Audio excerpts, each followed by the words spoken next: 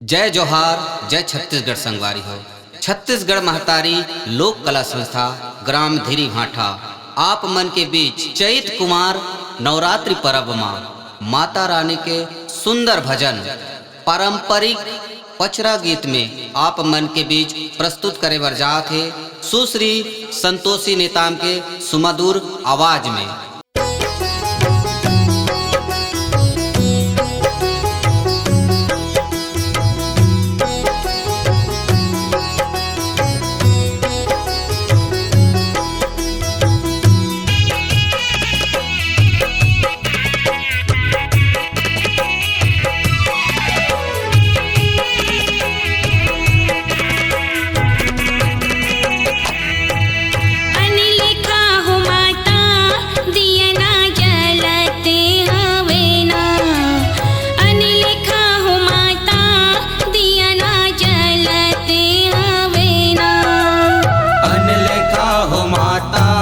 दियना जलत हवे ना अनलिखा हो माता दियना जलत हवे ना। यहो दियना जलत हवे ना अनलिखा हो माता दियना जलत हवे ना अनलिखा हो माता दियना जलत हवे ना अनलिखा हो माता दियना जलत हवे ना अनलिखा हो माता दियना जलत हवे ना।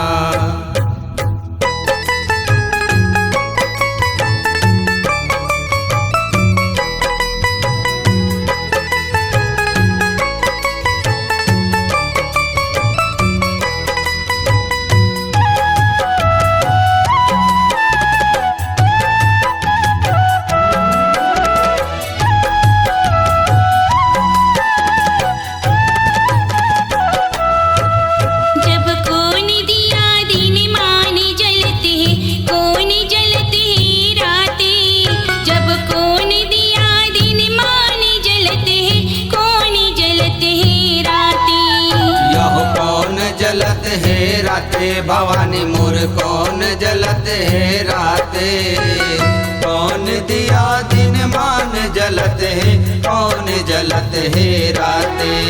जब कौन दिया ना दिन ना राते तोरे भुवन मेरे हो अनलिखा हो माता दियना जलत हवे ना अनलिखा हो माता दियना जलत हवे ना अनलिखा हो माता दियना जलत हवे ना अनलिखा हो माता दियना जलत हवे ना।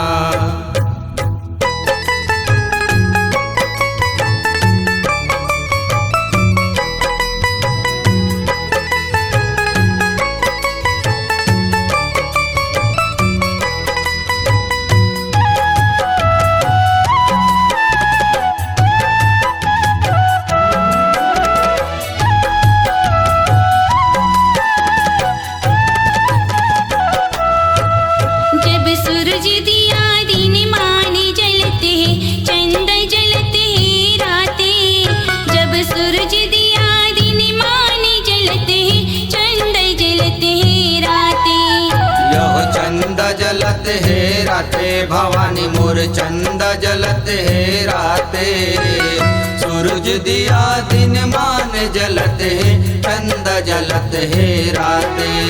जब ज्योति जलत नौ दिन नौ राते तोरे भुवन मेरे हो अनलिखा हो माता दियना जलत हवे ना अनलिखा हो माता दियना जलत हवे ना अनलिखा हो माता दियना जलत हवे ना अनलिखा हो माता दियना जलत हवे ना।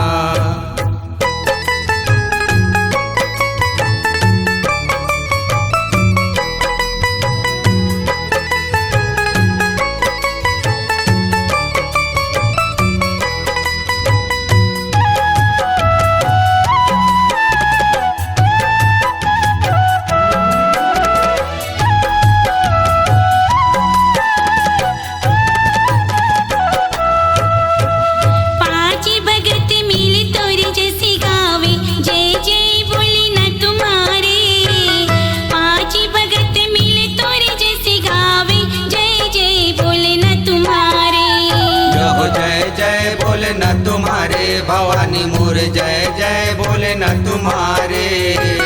पांच भगत मिल तोरे जस गाए, जय जय बोले न तुम्हारे। जब से उखदाई तोरे अर्जी करत हन, तोरे भुवन मेरे हो।